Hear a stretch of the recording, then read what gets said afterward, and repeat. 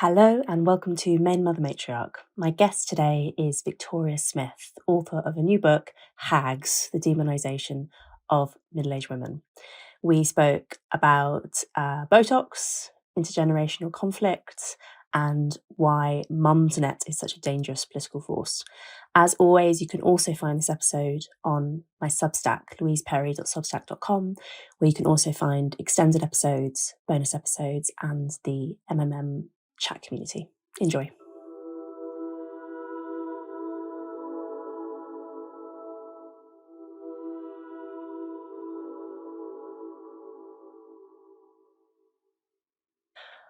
Victoria, I wanted to start by talking about Helen Lovejoy, the Simpsons character that you write about in your book, from whom the "Won't someone think of the children" meme originates.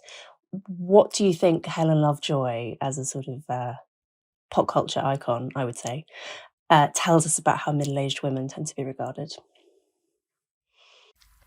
I think she's become this very useful illustration of the way in which a lot of conversations about child protection, child safeguarding, the sex trade, pornography can easily be shut down by this image that you're prudish, that you're this frigid older woman type, and that you're somehow in line with certain religious or right-wing organisations that make you not credible in terms of your criticism.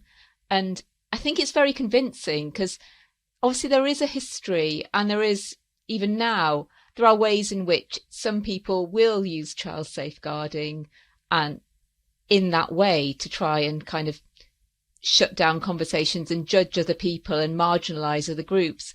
But it's just used so commonly now, just as a kind of, you don't want to be a Helen Lovejoy type. You don't want to be that kind of pearl-clutching, judgmental, shrewish older woman.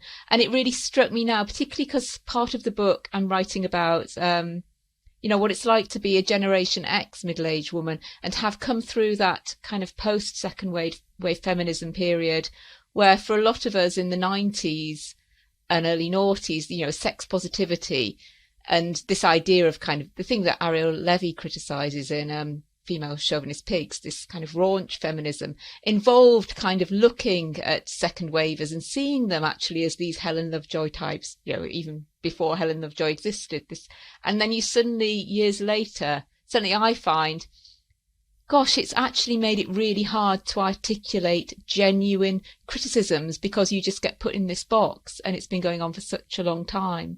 And there's always been these kind of Helen Lovejoy types. As one of the people I mentioned is Sheila Jeffreys, writing about the spinster and her enemies. There's this long-standing prude figure that is actually really useful to people who want women and children not to have boundaries. I love the title of that Sheila Jeffreys book, The Spinster and Her Enemies. I just think it's such a great title. I love The Simpsons. I think The Simpsons is a masterpiece. It also is basically expressing the views of a bunch of young, nerdy, liberal men, for good and ill. And the way they regard sort of prudish middle-aged women is very striking. There's an episode, I don't think this is the episode from which the "Won't Someone Think of the Children" image comes from, but I find it to be a very interesting episode when someone sets up a burlesque club in Springfield, and Marge and Helen Lovejoy and all the other kind of church ladies sort of gang together to shut it down because Bart, who is 10, has started working there, right? And the middle-aged ladies are the villains of the piece, right? They're being ridiculous, and in the end, there's a sort of big musical number which persuades them of the errors of their ways, etc., etc. It is the constant refrain in The Simpsons of these ridiculous, hysterical women. The thing I always think about the "Won't Someone Think of the Children" meme, which gets pulled out on Twitter and elsewhere whenever anyone, raises some issue about child safeguarding, is like, yes, won't someone think of the children? I honestly think that children are not thought about anywhere near enough in all sorts of political issues. Yeah. yeah, so like unironically, yes, is my reaction to that meme. Yeah, Helen Lovejoy is the hero in my view. Yeah, and I think it's incredibly kind of uncool to be associated with that, thinking about the children. And there is a way in which I think, on the one hand, there is an expectation that older women will think about the children and provide some kind of barrier to anything going to excess, but they won't be appreciated for it. They'll be judged for it. But I still think there's a reliance on it that they'll hold things back and keep it in check. There's something you wrote that I've quoted in the book about the sort of the Mary Whitehouse unsexy figure that's kind of nobody likes her, but I think they still kind of depend on her to kind of, it's like housework. It's the job no one else wants to do. No one else wants to be the uncool person saying, actually, those are children. Actually, you've got to draw a line there. But we do all know there is a need somewhere to do it. Yeah, and I think it's a fundamental dynamic, a sort of like triangular relationship between, I mean, this, okay, so I think that this is true also when it comes to maternal and paternal roles in general. And I see this play out with my own husband and our toddler, where to some extent, because men are a little bit more risk tolerant and a little bit more adventurous with children, they will be the ones swinging them really high in the swing, and then mum is always there to be a bit more risk averse. And I think that there is actually a kind of yin and yang to it, and probably actually you need both the risk tolerance and the risk aversion in the parental relationship in order for the child to develop in sort of the ideal way. And I think that that's also potentially true on a cultural level, that you need actually the mum figure, the women who are a little bit anxious, a little bit risk averse, who are there to say no, stop to the radicals, right? I think that we need those women, but as you write so well in the book, there's also this sort of deep resentment often of the mummy figure who's there to say no and to set limits. Mary Whitehouse being an amazing example of that. She really was a woman who stood athwart history yelling stop. Eventually failed in that effort. But she had this amazing power to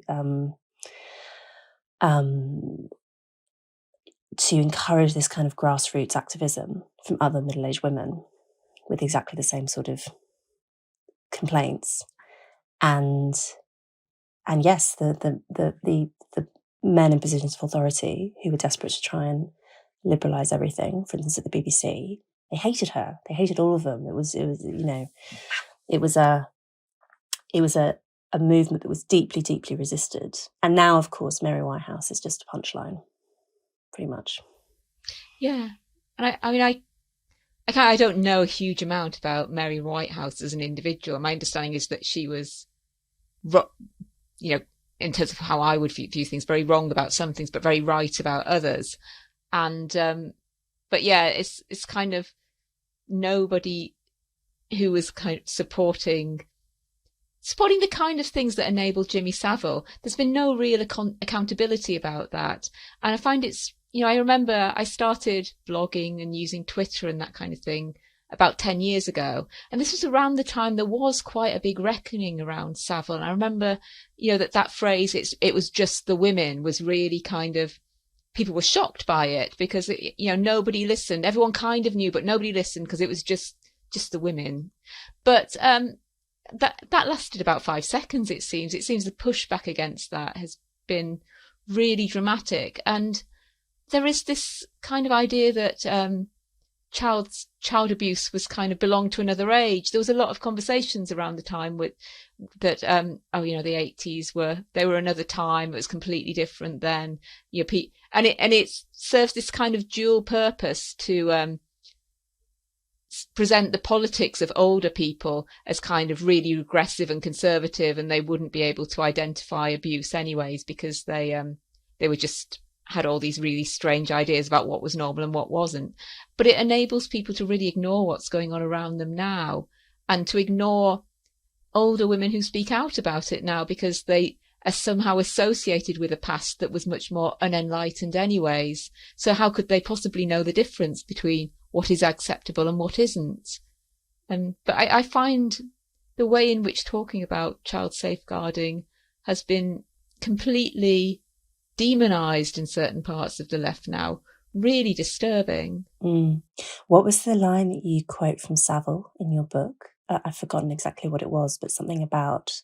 Oh, yeah, he said he doesn't like, he prefers girls to women because like women know too much. I think it was something like... I mean, he was just so obvious about it, but it was... Yes. But there's always been that you don't want to be associated with the women who are drawing the lines. If you can be associated with the higher status people who are saying that, we have this idea that if we ended stigma, that would sort everything out, and stigma's the problem. And actually these women are complicit in reinforcing stigma. So if they were quiet, things would kind of even out, but that's not true.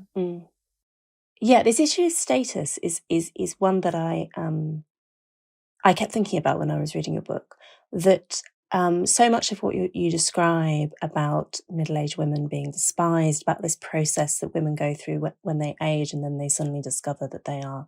The term that's often used is feeling invisible, all of a sudden feeling invisible when you enter, say, your 40s or 50s. Clearly completely true. This is universally described by women going through this process. And it's one of these odd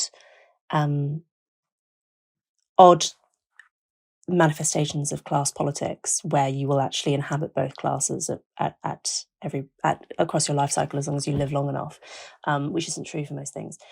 And basically what you're describing, what everyone who goes through this process is describing, is a loss of status.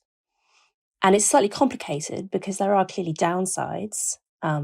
Feminists have pointed out there are many downsides of being a young, beautiful woman. There's a lot of good that comes from being a young, beautiful woman, and you do have a certain kind of power. You also have an extreme vulnerability. But it comes with status, it does. And then when you lose that and you enter the phase of life where men in general, including men like Jimmy Savile, no longer consider you to have any real sexual value, it's an enormous shock. And basically, yes, it is that sudden loss of status, which I think maybe is more pronounced now than in previous eras. I wonder if you think that there has been if the historical status of middle-aged women is even lower now than it has been at other points in the past. I think I almost have a feeling now that some people believe it's a choice that women have made more than they did in the past, that somehow beliefs about gender fluidity, beliefs about body modification, beliefs about your identity and how you look being a reflection of your inner self feed into this idea that someone who looks like Helen Lovejoy kind of chose to be that person, and that it's a reflection of who she is. And it's not this inevitable process. I mean, I think just as people have started talking in ways I find quite disturbing about puberty should be a choice, I think there's this idea that becoming an older middle-aged woman is a choice, or almost that you it's some moral misstep that you've made, because who would want to identify with that? I mean, there's a quote in the book from Jane Schilling's The Stranger in the Mirror that I found really striking, where she's remembering being a teenage girl and looking at her own mother and thinking, God, if I looked like that, I couldn't get up in the morning, I couldn't breathe, I'd hate it. And then obviously you get there and it's not like that at all, but there's this kind of judgment on what you supposedly allowed to happen to you. And I think in an age of botox and all sorts of treatments botox, as well, is that the thing? it becomes within older women as a group, there's also a kind of class splitting off, that the more money you have, the more you can sort of visibly resist this. And I think there's a huge pressure to do that as well.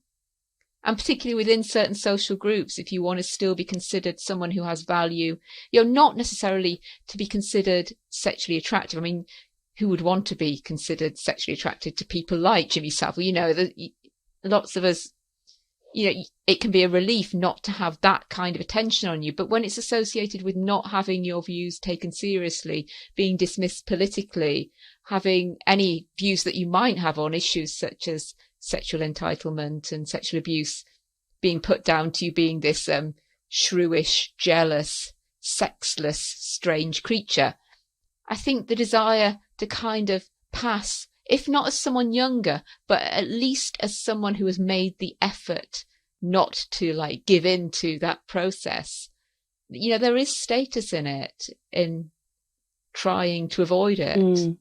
And it's a thing, like Naomi Wolf said in The Beauty Myth, that once it becomes possible to do something, it kind of becomes an obligation in terms of things like anti-aging and those kind of treatments that you can have.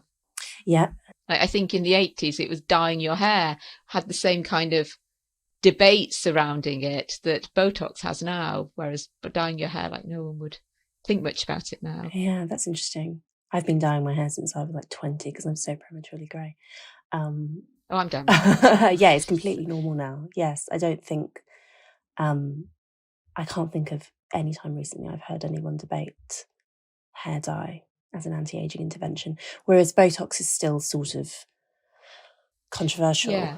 My theory about these kind of cosmetic interventions is that as soon as they become, is that it's actually driven by the tech. As soon as this new tech comes on the market and something becomes available, initially it will be expensive and it will be used by celebrities, and then it will kind of filter down the economic food chain, and then it will become practically compulsory. So hair dye is practically compulsory. Botox and fillers aren't yet, but they are still very, very widely used. And then it completely changes what normal looks like. Yeah. And then the idea of looking like what a natural 40-year-old woman looks like becomes unthinkable. Yeah, I think about it in terms of at work or around other women my age, some of whom have made the choice to have Botox. Does it look like the fact that I haven't is some kind of political decision on my part? In the same way that it's almost like puberty is being politicized. Are these processes being treated as just allowing nature to take its course? Is it being seen as some kind of political decision, and also some kind of statement about your relationship to womanhood and to being female? And actually you're seen as quite a conservative or regressive type if you just accept your body for what it is. Like not shaving your legs and not wearing a bra in another era. Yes. Yeah. Yes. I don't particularly shave my legs, but sorry, that's probably unnecessary. See, no filter. Save that for the paywalls bit. We'll go into detail.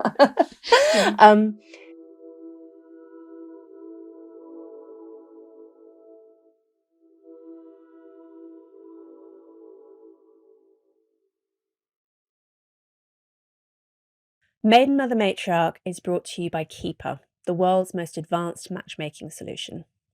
Now, many of you will know that I'm normally extremely suspicious of dating apps like Tinder and Bumble, which tend to produce repeat customers who must endure endless, miserable hookups and short-term relationships without ever finding a spouse.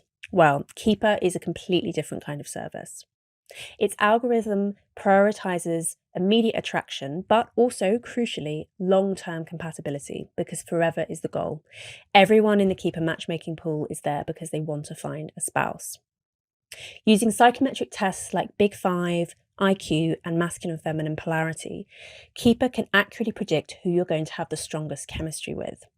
The platform only gives you a match if you are an exact fit psychometrically and if the match offers everything that you've told Keeper you're looking for in a partner. It won't waste your time with only good enough matches like other dating apps and matchmaking services will. So, find your Keeper at keeper.ai. That's KEEPER.ai.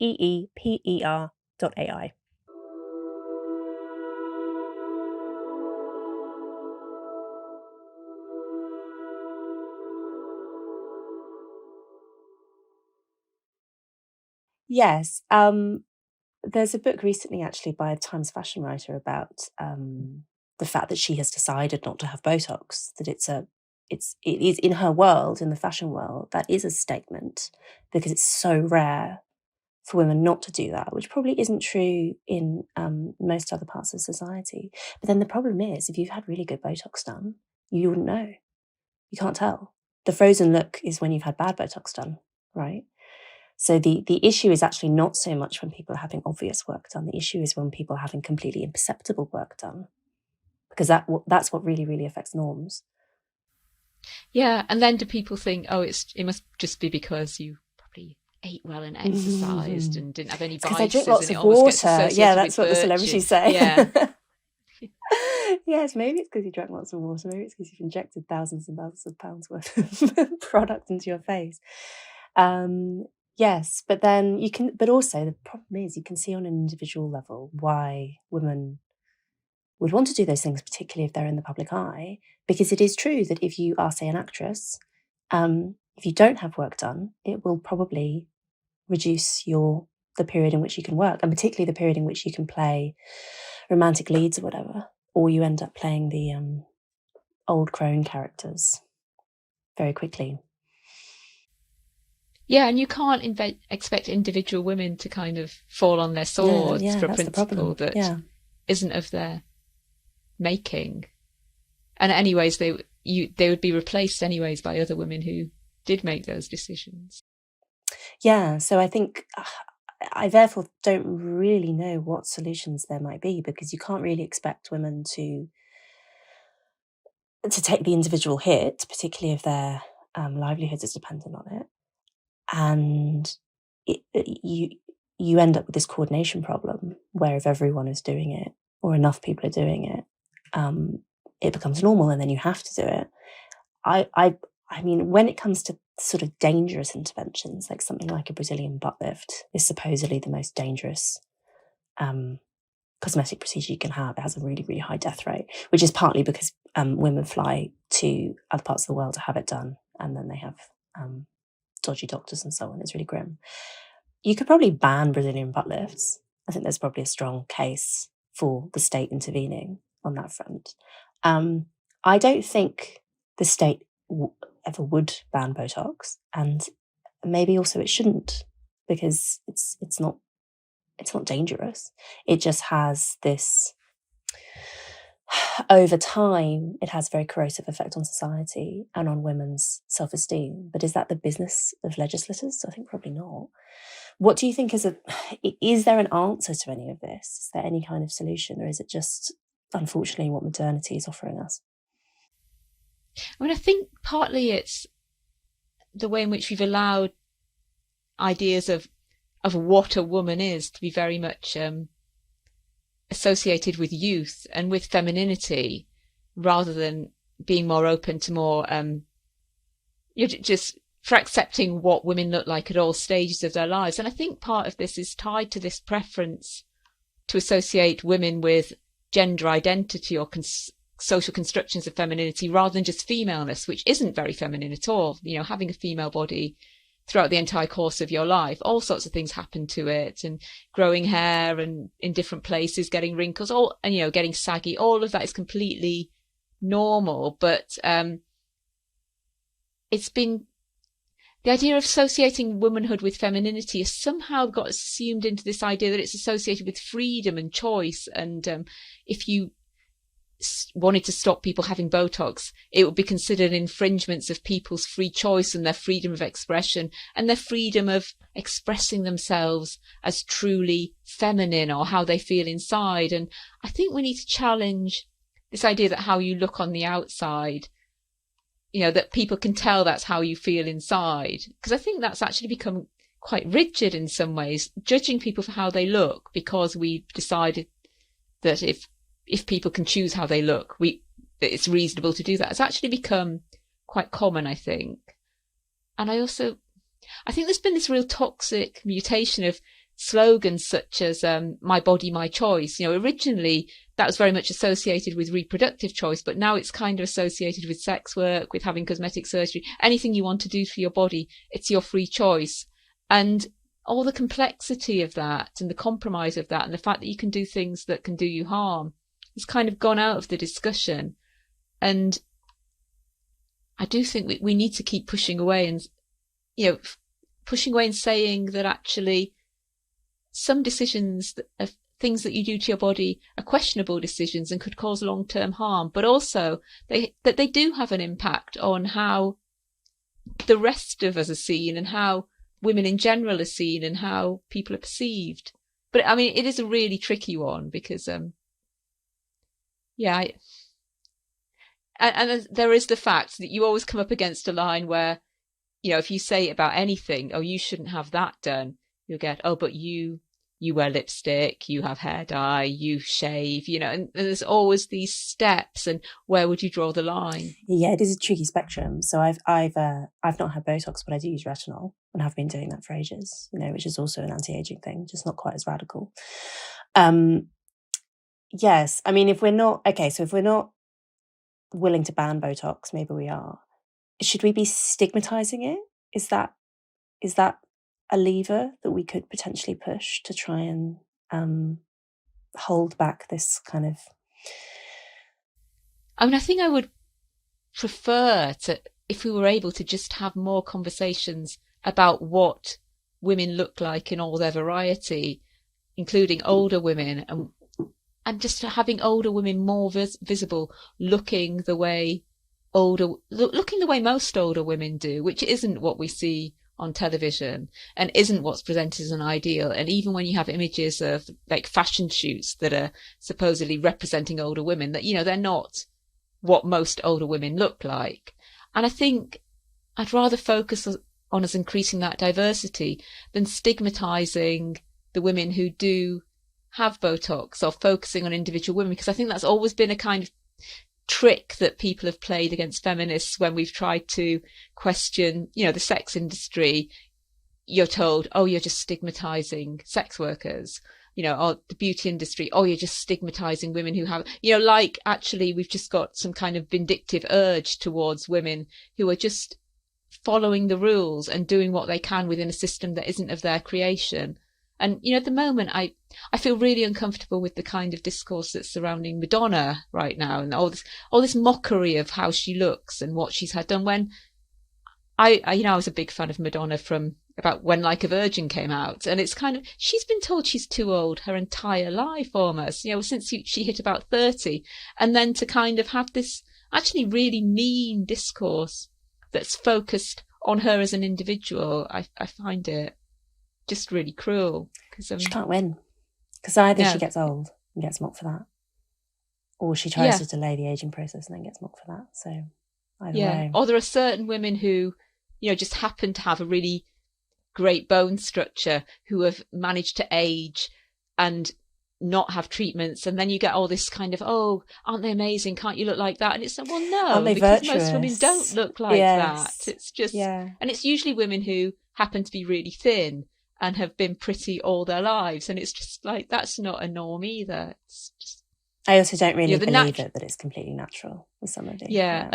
So much of the natural look is just not really that natural. Yes, it's so funny if you look at like, do you remember the actress in The Lady Killers, the original film of The Lady Killers? No, I've not seen it. I watched it recently. It's such a great film. This is the Ealing comedies, so filmed in the 50s, and it's about a group of gangsters kind of conning an old lady, but then she gets the last laugh and whatever. It's great. And the actress who plays the old lady, she's the same age as Meryl Streep, I found out recently. And the actress was in her like early 70s, and is portrayed as being a little old lady, and she looks like an old lady. And also she's dressed in Edwardian clothes because, that's a time that she came of age. Whereas now you look at women who are exactly the same age, and one, they look nothing like an actual old lady, and two, they tend not to get cast. Well, they try very, very hard not to be playing that role, although sometimes they are consigned to it by Hollywood. Yeah. And I don't think it's necessarily a bad thing that there are more ways of dressing and looking as you get older. And I found it I think it was The Guardian yesterday had two pieces that I found really interesting. That one was by a woman, I think in her 30s, saying like, oh, I really regret feeling that I couldn't wear certain things when I was younger because of fashion advice. I think the example she used was wearing navy and black at the same time. And it was like, oh, that wasted time worrying about that. And then at the same time, there's an article about women in their 50s saying like, we want to wear what we want, but we don't want to get it wrong. And it's this kind of like, wear what you like, but don't get it wrong kind of, and it seemed to be imposed on older women. And, yeah, it does seem that older women are on the one hand being told, oh, you don't have to dress like your granny anymore. You can be really sort of flexible, and there's all these choices, but don't show your arms. Here's a selection of tops that don't involve showing you. Yeah, I can remember seeing lots of stuff about sleeves and how older women hate sleeveless clothes, and it's like, I'm fine with sleeveless clothes. It's this kind of very subtle shaming that looks like it's just helping you along to look acceptable, even though you're older. You have all these options, but some of the options are wrong. You have yes. Like, yes. Like you can be fashionable, but within reason. Yeah.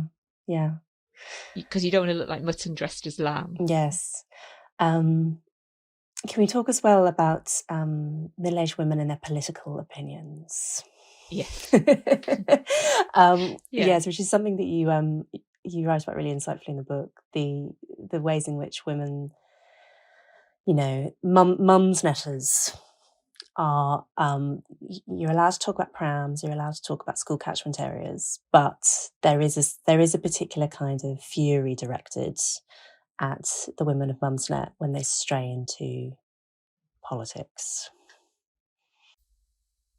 Yeah, and I think even the idea that you can talk about prams and you can talk about organic baby food or whatever, that's always been, it's been quite sneery the way people have talked about it. That it's just these bored middle class mummies with nothing better to talk about, but let them have Mumsnet to like talk about their trivial issues, and it is this kind of, even in that there's this trivialization of care work and the domestic sphere, and this treatment of it as this world that it's not real life. It's not dealing with real problems. Inherently ridiculous. And then at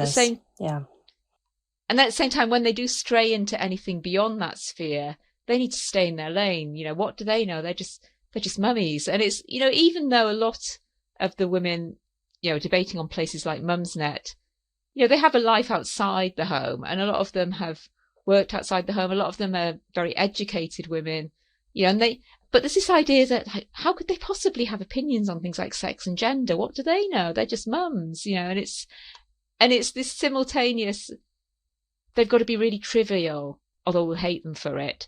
But when they're not being trivial, we'll hate them for that as well. Because, and it's the idea as well that when they're not having these opinions that are just limited to the sphere of childcare, that they can't be their own opinions, that somehow they're being led astray by the far right, or they're being misled because they can't be intelligent enough to actually formulate their own political views. So for listeners who might not know, Mumsnet has been described, I think in Vice or something like that, as the ground zero for British transphobia.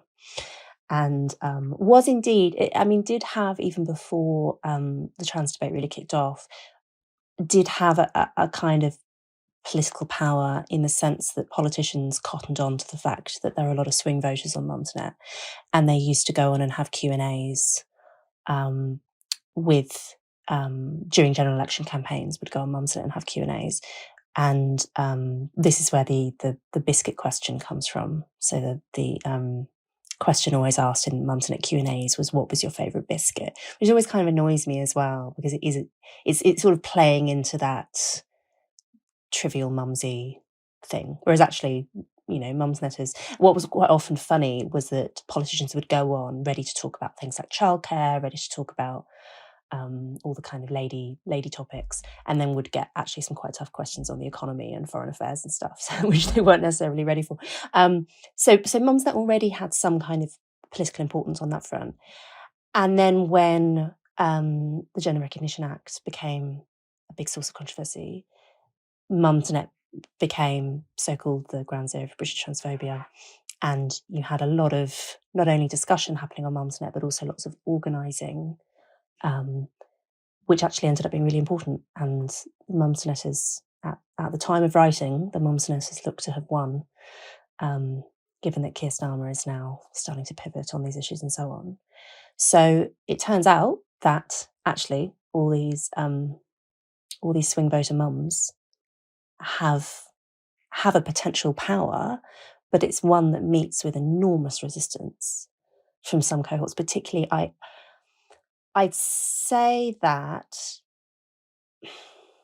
So I actually think that there are some very high-profile lefty men who really have it in for the Mumsnetters. Someone like Owen Jones, I'm thinking of, who I think, I rarely use the word misogynist, but I think Owen Jones does have a misogynist streak to him.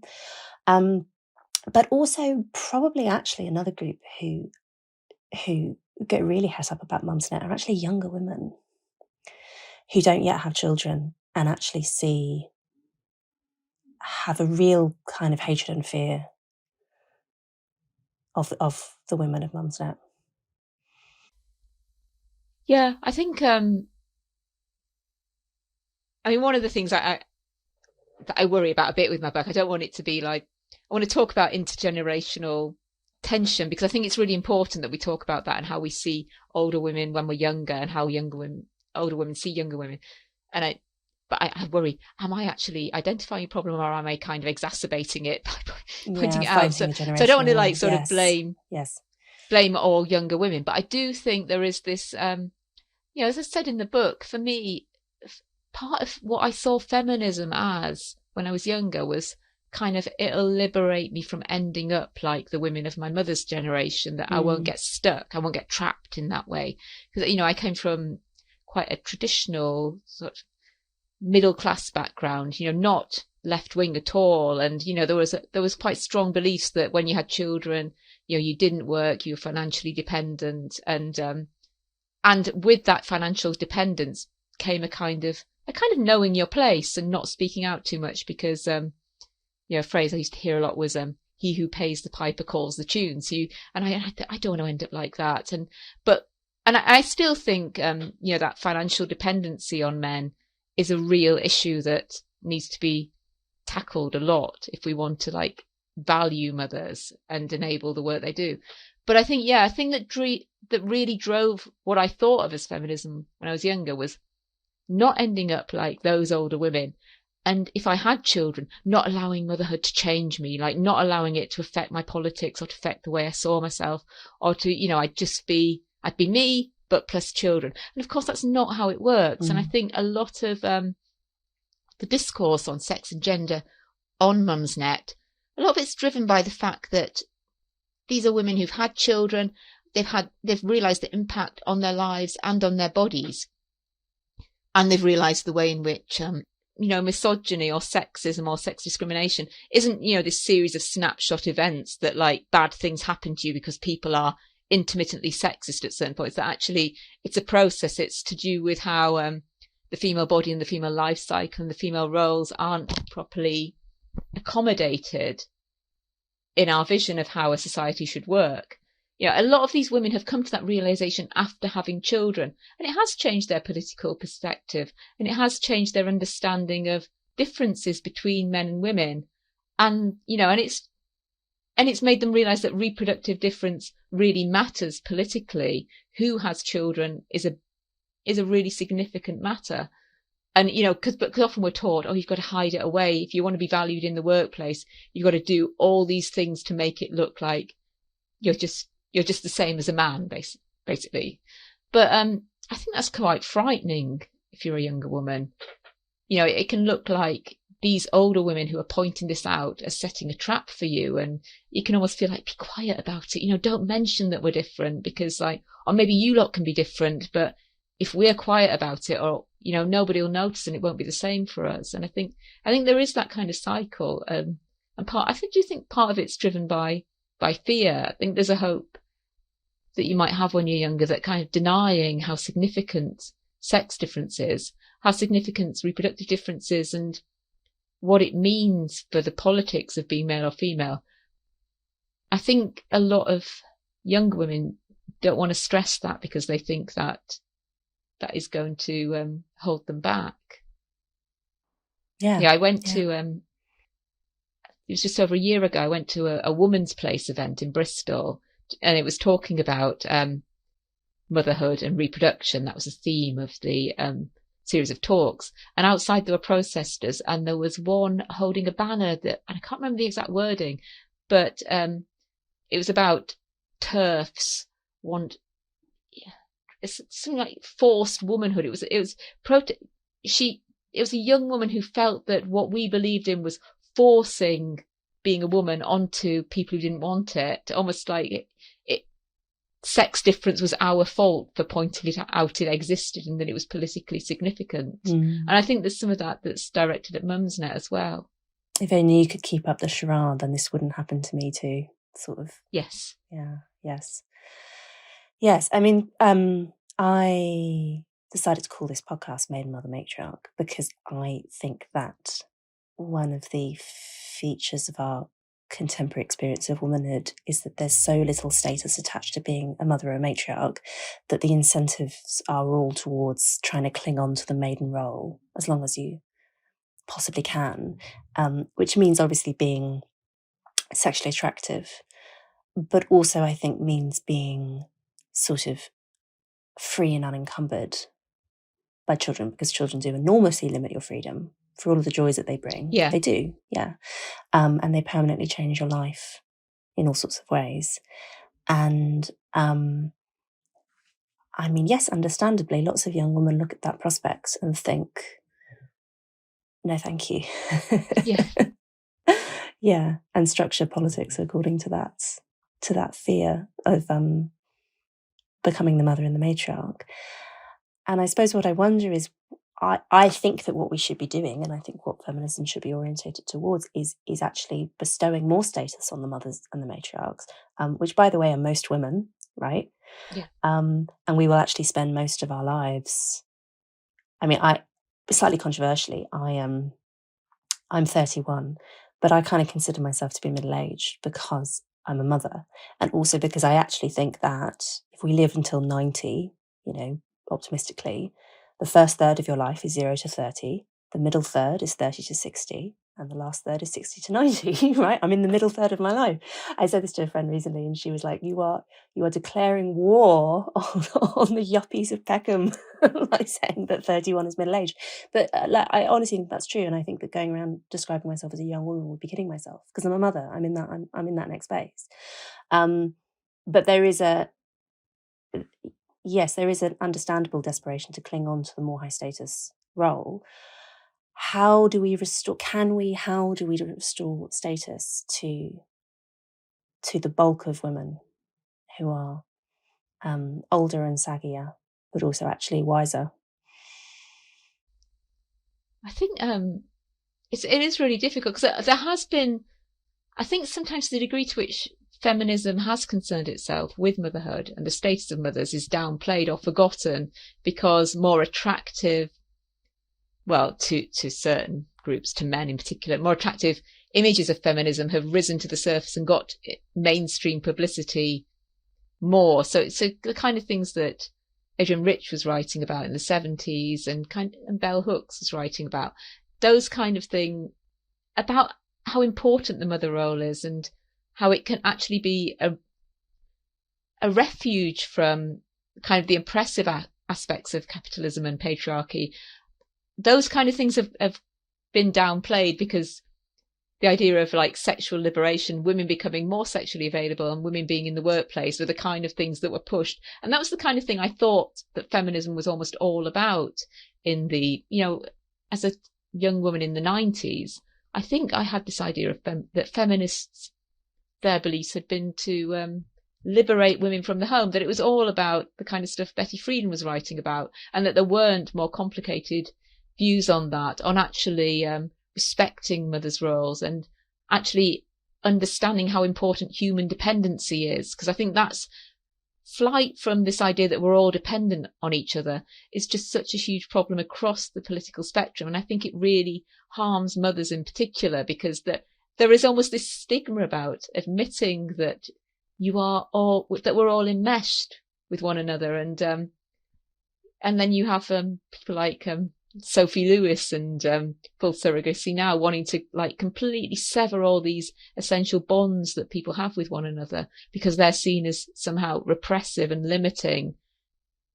But I think it is really difficult because we have to make it clear that a more equal society and a more respectful society does involve not having total freedom, that it involves having other people who are reliant on you, and it involves your identity, who you are, being conditional on your relationships with other people. You don't just become a woman who happens to have children. When you're a mother, there is something different about that, and it affects how you interact with everyone. And I think that is really hard. It's a really hard sell when the idea of being free and being liberated, so much is in this whole idea of getting to be your true self, which has become such a kind of slogan that drives a lot of people's idea of what feminism and other social justice movements should be about. They don't really allow for the fact that you're within all these networks in which what other people are to you define who you are. And I think we have to teach children that, and it's quite difficult. I do think in feminism right now, I think it's quite interesting because I would say about 10 years ago, I think, there are always these kind of middle level discussions about how, it's quite bad that childcare is so expensive and isn't rape culture terrible and all these things. But there hadn't been this real push towards denying the significance of biological sex that has really risen up. It had been bubbling away, but it's really risen up in the past 10 years. And I think that has in some ways pushed feminists in two directions, towards those who are desperately trying to find ways not to recognize the salience of biological sex, and other women who it's like hit us in the face. We can't talk around it anymore. And I found that quite disturbing in some ways, because I think I was someone who always didn't want to really admit just how significant reproduction is, or how significant male strength is, all these things that are related to the body and are related to dependency. But now I think we have to talk about them because we're not being allowed out of that conversation. I think there's potential in there that could move towards a politics that benefits mothers, because we just can't have these kind of surface level conversations about, oh, well, if we had cheaper childcare, that'd solve the issue. Or if we delegated work between mothers and fathers better, that'd solve it, because that's not enough. That's not enough to elevate our status. And it's not enough to really talk about all the differences that matter when you become a mother.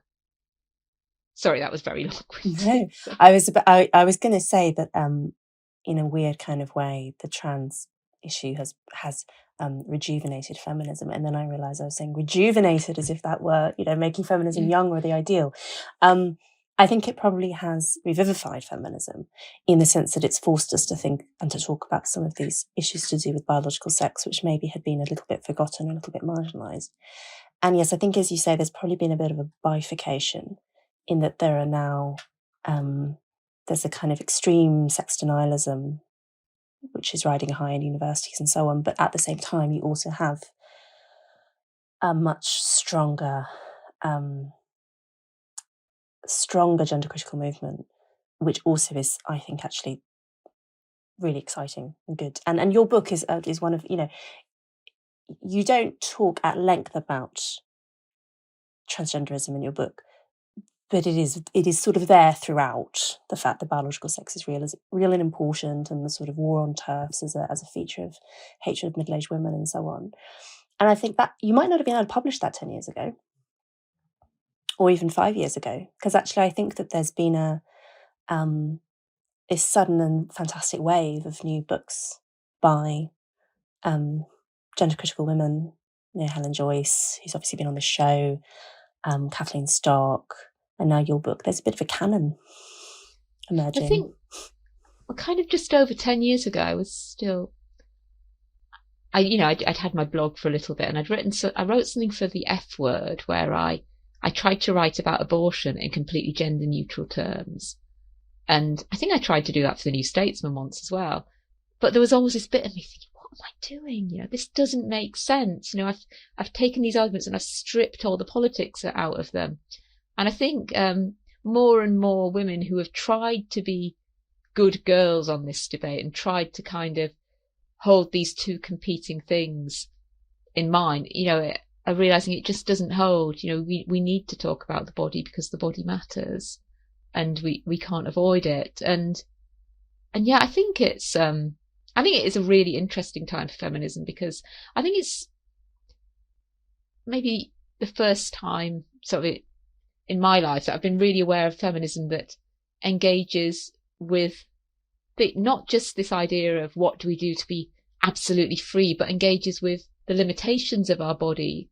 And I actually find that really refreshing, because it makes me aware that some of the feminism and the feminist ideas I dealt with when I was younger, there was an underlying fear to it, this kind of we mustn't push this argument too far, otherwise we'll get to somewhere that's really inconvenient. But then, it's this fear of talking about the female body.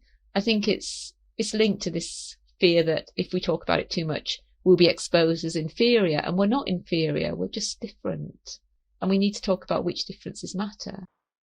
Yeah, that is a strong idea lurking within a lot of the sex denialism. And indeed, I would say the sort of some of the blank slate ideas as well about men and women, the insistence that psychologically we are absolutely identical. There seems to be a fear of, if we were to admit that men and women are different in some ways, that would be to admit that women are worse.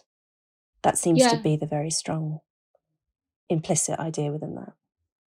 And I do find that very hard, because certainly, I grew up around quite rigid ideas about men and women being very different, and this kind of like, when you have children, Victoria, you'll understand this, and you'll know that your role is this, and like your partner's role is this.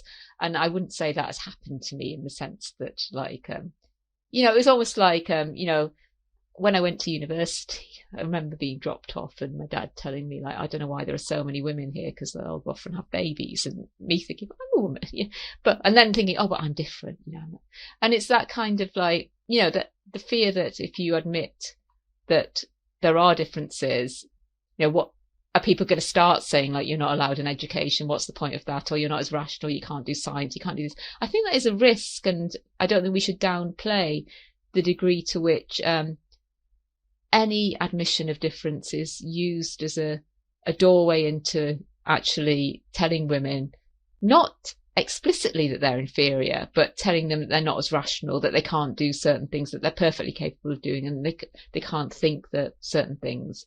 And I think we need to be quite wary of that. But it has made it so that, on the other hand, you end up with women completely lying about there being any difference. And then it just looks like, if women can only have equality by forcing everyone to pretend that there's no difference between men and women, it's not really equality. It's this really fine balance. And because I do really kind of resent that a lot of the books, like I remember, like when I was younger, these kind of why women can't read maps and men can't iron, and those kind of, they were really fashionable, sort of. I remember when I was in my late teens and early 20s, and all these men would write them, and they'd say things like, I know it's very dangerous to say this nowadays. And it's just like, it's not, because it's just standard sexism. Of course men can iron, and of course women can read maps. And I think we need to be very wary of just how recent that kind of thinking is, and not to go down that route. But we need to find a space where we can talk about what is different. And part of that is also to talk about emotions, particularly. I think you wrote very well in the case against the sexual revolution, this idea, to do with sex and emotions, that women are very frightened to talk about. The idea that, the way you feel after sex could like be emotionally driven, and and the way you feel after having children, what are your emotions, are they different from male emotions? And we've been really scared off talking about that in a way that is really, really worrying and really harmful to women, because you think you're being strong by pretending you don't feel the way you feel. But so there's currently a lot of discussion in Westminster about the issue of childcare and what the government has recently promised, although this is probably actually going to have to be paid for by the next Labour government, so it remains to be seen, what actually happens, is essentially universal state-funded daycare for children age, I think, 9 months and upwards, whereas at the moment you only get some free hours for 2 and 3-year-olds. And a lot of the discussion has been around getting women back into the workplace and boosting the economy, and this being a sort of pro-growth agenda to offer more childcare. And I mean, I do think it's horrendous that childcare is so enormously expensive, and becoming a parent is probably the worst financial decision you can possibly make, because all of a sudden you're spending more on childcare than you are on your mortgage. And you can also borrow less for your mortgage. And basically it's a complete financial disaster for most families, which is just very obviously anti-family in my view. But then I'm also very uneasy about this discussion of mothers as basically economic widgets who we can be sending out to boost the economy, and basically who cares about what they're doing. The idea that what you do at home as a stay-at-home mum is basically a waste of your time. And that it has no economic value. Yeah. And feminists have been saying for years, this is part of the economy. The unpaid work women do contributes. And it's just, and I do find some of the discourse is just like women are slackers if they're at home with their children. And it's so ignorant. But also one of the tricky things is that I think the best political strategy here is to genuinely offer families more choice. I'm not normally Mrs. Choice with a capital C, but I do think that actually in this instance, certain arrangements are going to be better suited to some families than others, and I really do think that families are the best. That's the sort of the level at which people should be making decisions. It shouldn't be imposed by government. So some families, stay-at-home dad is the right policy. Some it's a stay-at-home mum. Some it's full-time daycare, whatever. But also, it is true that if we left people to their own devices and they genuinely had choice, and we know this from lots of polling, a lot more women would choose to stay home than would men, which would probably increase the gender pay gap and would look an awful lot like going backwards, so-called, in the kind of progress thing. And some feminists, but as you say, by no means all, because this is a long-standing controversy, but some feminists would say that there isn't a difference really between mothers and fathers, and that actually if we didn't have all these hang-ups about traditional gender roles, then we would have women and men behaving in identical ways at home and in the workplace. And I think that's probably not true.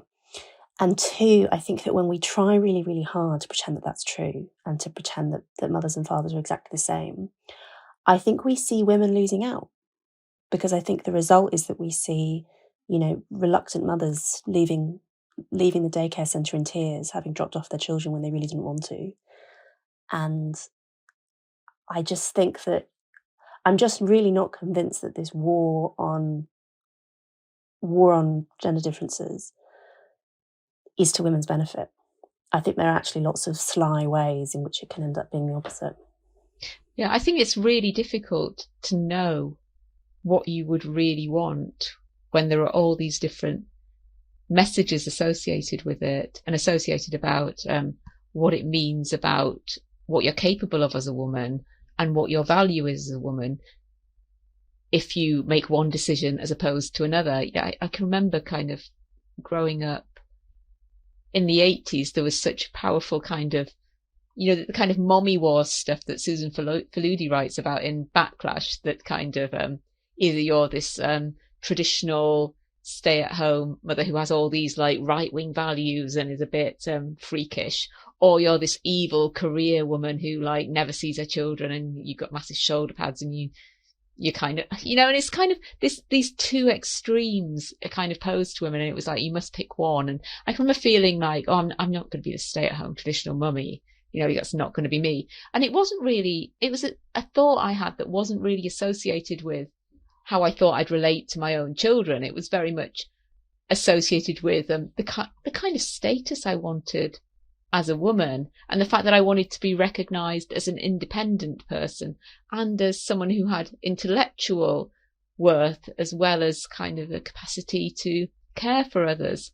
And I think when all that gets confused together, it's very hard to know what would be an independent choice when it's all so loaded. And particularly as we're talking about with Mumsnet, when you can see what low status women have who become mothers, and what the low status they have as people who contribute to discourse. Because if you're staying at home looking after a baby, what have you got to say about what the world is? Why should your opinion matter?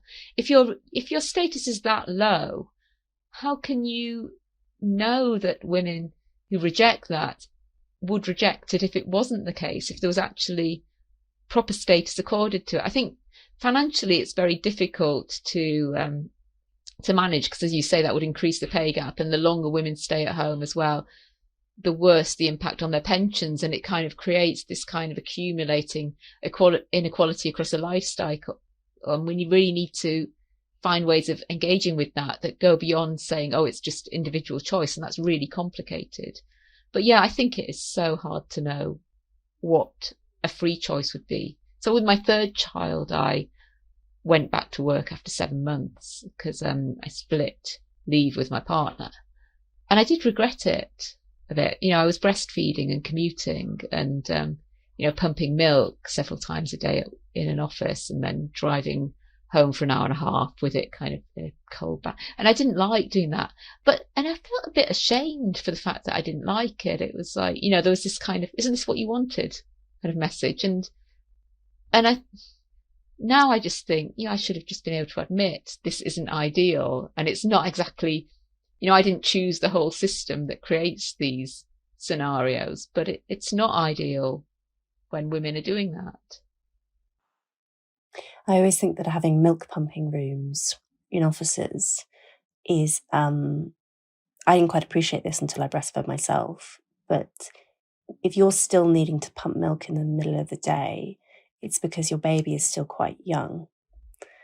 And I think actually a properly sort of pro-woman, pro-child, pro-family policy wouldn't need milk rooms in offices, because you'd still financially and socially be able to be at home at that point, right? Like if you actually had 12 months maternity leave, you wouldn't need milk pumping rooms. Yeah, it's quite grim to kind of like leave meetings and then go off and pump somewhere. Yeah. It does make you feel like a cow as well. It really does. Yeah. But then that would necessitate sort of leaning into the ways in which women are profoundly different from men, and that's uncomfortable for all sorts of reasons. It kind of made me aware as well that breastfeeding isn't just, it's not just the substance, the fact, and in the end I gave up after a while, because I just thought, oh, he can just have formula, because the whole experience of breastfeeding, it wasn't just that because it came from my body, I thought it was loads better than anything we could buy from, it's the whole cuddling up and and touch and smell and all these different aspects of it that aren't, the value of that and the specificity of it isn't fully recognized if we're just like, oh, you can just pump milk. It's not the same. No, it's not. To try and end on a note of optimism, do you think that sort of post-TERF wars, I think we are approaching post-TERF wars, at least in the UK, not necessarily in America, we'll see what happens there. Do you think that there might be more space to talk about these, the physical realities of motherhood and so on in the mainstream? Actually, I really do. I think that through Mumsnet and through groups like A Woman's Place, that people have been talking, well, feminists have been talking about it a lot more than I remember them doing sort of a few years back. And I think I see younger women who are engaged with these groups, are being very aware of what it means to be female and what female difference means. We've been forced into this corner where we have to start saying, these things are different and these things matter.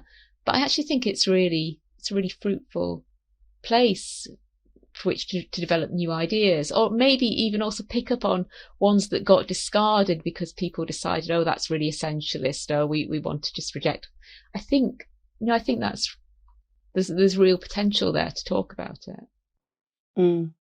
Yes, as you mentioned earlier, there have been, whatever you want to call it, maternal feminism, difference feminism, care feminism, whatever, is a long-standing thread within the second wave and long before. It just tends to have been forgotten. But maybe we should all be picking up these old books. I think we've been sort of not allowed to ignore the body anymore. We've been forced to take account of it. But I think for the long term, that could be really good for women. All right, on that high note, Victoria, can you tell viewers and listeners where they can find more of your work? So my book is Hags, the Demonisation of Middle-Aged Women, and it's out now in sort of all bookshops. All good bookshops. Yeah, all good bookshops. I thought, should I say good bookshops or not? They're not good if they don't have your book. Yeah. Yeah. And and I write regularly for The Critic as well, so once a week. Fantastic. Thank you so much. So I'm going to wrap up here for our free subscribers. And for paid Substack subscribers, you can hang around for another 20-30 minutes-ish, and where I'll continue the conversation with Victoria.